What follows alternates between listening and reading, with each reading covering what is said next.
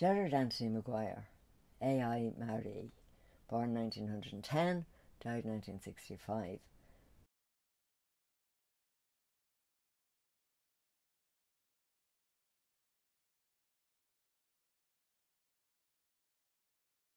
That hectic Hazel Voyage, July to November 1948.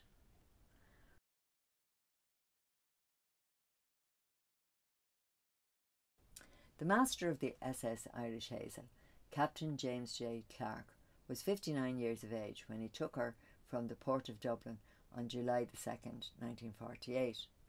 Barry in Wales was the first port of call.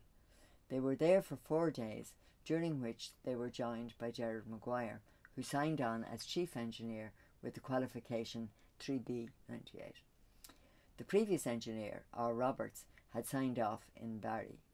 There was also an uncertified cook on board, but this was justified by the chief steward having a cook's certificate and presumably would help out in an emergency.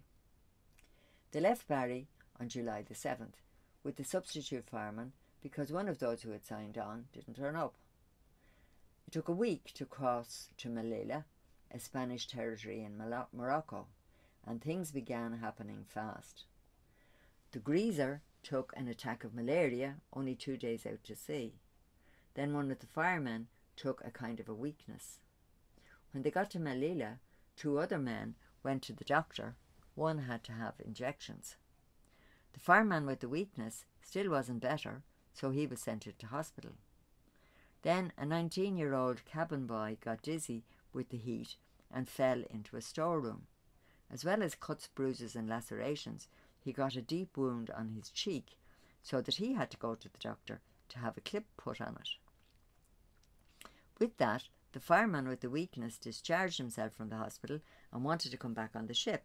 He said the people at the hospital couldn't understand English. Eventually, the cabin boy had his clip removed. The fireman went back on duty and they left Melilla. It had been a hectic 8 days since they had arrived. But the fun was only beginning. It was just after midnight when they left, so they made a fair distance by breakfast time the next morning. Then, 8:40 a.m, 4 stowaways were discovered. What was Captain Clark to do? Well, he just radioed the police at Melilla, saying that he had them safely and who they were. After that, he went on to Bonnet in Algeria, conducted his business there, probably loading phosphates, for which the area was known, and then he left them off at Melilla again on his way back. So they got a free Mediterranean cruise and were probably better fed than they would have been at home. The voyage resumed after leaving off the stowaways. 2 days out from Bonnet, a deck boy and a seaman were treated for septic wounds which they had received by being stabbed with a wire splice. Next day, the 4th engineer had a temperature of 103, which subsequently kept him in bed. This would have meant an extra workload for the other engineers, including presumably the chief, Gerard McGuire. Then the cook got a festered hand from being cut by a fishbone. Presumably that steward had to use his cook's papers after all. It really is no wonder that Captain Clark subsequently developed ulcers. Such an accident-prone crew must have been a great worry to him. The second part of the voyage was relatively quiet. There were 7 new crew members, mostly to replace those who had been sick or been injured on the previous trip. They left Dublin on August the 10th and were in Barry the next morning. While they were there, the 4th engineer, the same one who had the high temperature only a little over 2 weeks previously, tripped and hurt his ankle and had to have it dressed every day for 2 weeks. Barry to Bonnet took 8 days, and the very day after they arrived, the boatswain was working with a storm plate and it fell on his back. Luckily, he wasn't badly hurt and was able to continue with his duties. Coming back was an uneventful 10 days. Little did everyone realise that this was the lull before the storm. Even before the third part of the voyage began, incidents were being recorded in the log.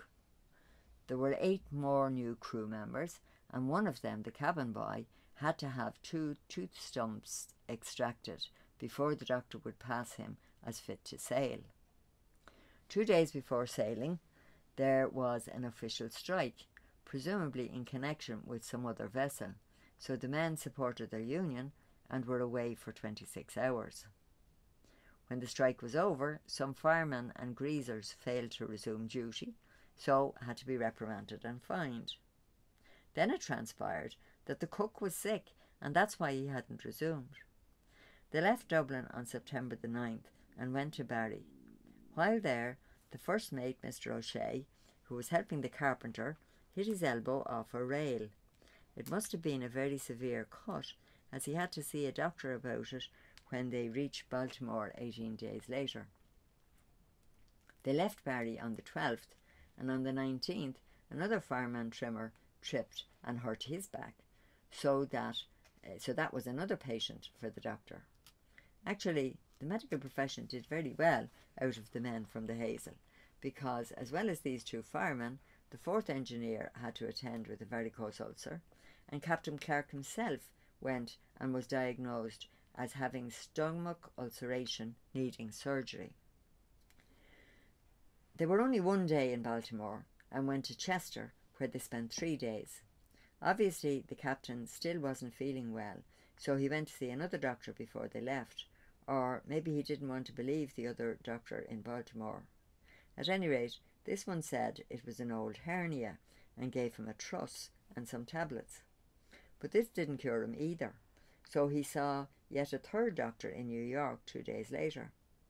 Again, the diagnosis was ulceration, the prescription rest and tablets. Rest? The doctor must have been joking. How could he rest? Even that same day, the assistant cook had palpitations and dizziness, and the fireman with the bad back now had to be signed back on as fit. The next day, October the 10th, they left for home. There are no more entries in the log for over a week. Did nothing happen worth mentioning?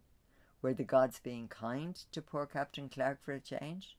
Or was he too busy trying to keep on his feet to be worrying about other people's problems? Or perhaps he did go to bed and rest as the doctor told him to, and left the running of things to the mate. Whichever way it was, it is fairly certain that as chief engineer, Gerard McGuire had to rely on his own resources to be an effective captain below deck.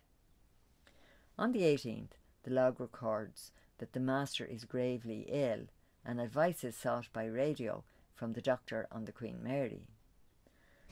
There wasn't a lot that he could advise besides rest. By the morning of the 23rd, a call was sent out for any ship with the doctor to come and take him on board, but there was no such a ship in their vicinity. At 11:30 a.m, they were close enough to Ireland to request that a doctor be sent from shore, so the L.E. Clina set out to meet them. It took over a day for the 2 vessels to rendezvous. One can imagine the Hazel ploughing as fast as she could through the heavy seas, the chief engineer coaxing as much power as he could from the engines. But in making good speed, they probably caused much discomfort to the patient, though maybe by now he was past caring. After all, it was over 3 weeks since he had first complained to the doctor in Baltimore, and he was probably in some pain even before then. An interesting possibility is that at some stage he might have discussed his symptoms with Gerard McGuire, whose wife Aileen suffered with a similar stomach complaint. It was 6 in the evening when the Clina arrived, but to everyone's disappointment, the seas were too heavy for anyone to transfer from one vessel to the other. They continued side by side through the long October night, and the following morning, the 25th, they put into Carrigaholt. At long last, progress could be made. Captain Clark was lifted from the Hazel to the Clina, and later from the Clina to ambulance, driven to Foynes. Did he fly from there to Limerick Hospital? Meantime, more slowly, the Hazel was also moving towards Limerick, but the drama was not yet over. That evening, October the 25th, 8 p.m, the cook went into the cold room, presumably to take out dinner for the following day. As he was in there, a slab of frozen liver hit him on the head. Luckily, he wasn't badly hurt, but it must have been very painful. At Limerick the next day, some of the men were discharged and others were taken on, including a new master, P.J. Hennessy. After 2 days, they set out for Dublin, which they reached on the afternoon of Halloween. Gerard McGuire was among the 7 who discharged here the following day, November the 1st, 1948. So strictly speaking, the last few days of the voyage do not relate directly to this paper. However, it is worth finishing the saga for the record. They left Dublin November the 2nd and made Cork on the 4th. They were here until the 12th, and incredibly, the second master was discharged sick on the 11th. So they got a third captain for the final leg of the voyage, Cork to Barry. Captain H.G. Hickman's luck was no better than his predecessors. A dense fog descended on them at the Irish sands, and they ran aground on the morning of November the 11th. They managed to refloat at 1:25 p.m, but were making water in number 4 hold. At long last, on November the 14th, they reached Barry. Some of the crew discharged immediately, but there were still quite a few on board until November the 22nd, and the final 8 did not sign off until December the 2nd.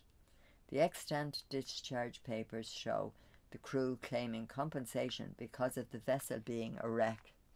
It's a wonder they weren't all nervous wrecks themselves. Was there ever such a voyage before or since? It had taken place over a little more than 4 months. The 39 crew places had in fact been held by a total of 75 individuals over the whole period. Despite all the mishaps, much of the running of the ship had been perfectly normal. They had fire drills on 14 occasions, sometimes testing life jackets, sometimes boats or boat launching, sometimes the tunnel doors. The crew quarters were inspected 22 times, even when the crisis was at its height, or could it be a legal fiction that even on the day the captain was hospitalised, things went on exactly as normal, including inspecting the crew quarters? It would be interesting to know whether many of the men who made this eventful voyage are still alive for the 40th anniversary of their adventures this year. This was written in 1988. After all, the cabin boy would only be 57 years. Conclusion. That voyage on the Hazel was Gerard McGuire's penultimate voyage, and after that he left to study for his first-class steam ticket. His 4th child and second son, Edward Gerard, was born on October the 19th, 1951. In 1953, he was elected an Associate of the Institute of Marine Engineers and was proud to put the letters AI Mar E after his name. Working for himself was hard work, and there was no paid leave for holidays as there had been at sea. He was only 55 years old when he died at his desk in number 5 The Rise on September the 20th, 1965. His obituary notice was as factual and as unrevealing of the real person as the ship's logs had been. Only the people who knew him can tell what he was like. It is they who remember the brown-eyed, gentle, smiling man with the kind, warm hands and generous heart, who brought presents home from every trip, who helped with homework, sometimes giving too much help when the student wanted to scribble it quickly and he wanted it underlined with a double red line. No doubt his passion for red ink went back to those machine drawing days at Boatland Street. He is also remembered as a good husband, a good father, and a good friend. He was a good talker and teacher, a good listener, a wise adviser. He was good company, liked his nightly pint at the Green Goose pub, and the cigarettes that he said he was going to give up some day when he had time. He liked films and TV, and was self-educated far beyond his schooling. Without doubt, he would very much approve of Sir Ulskull, for whom this paper has been written. And that's the end.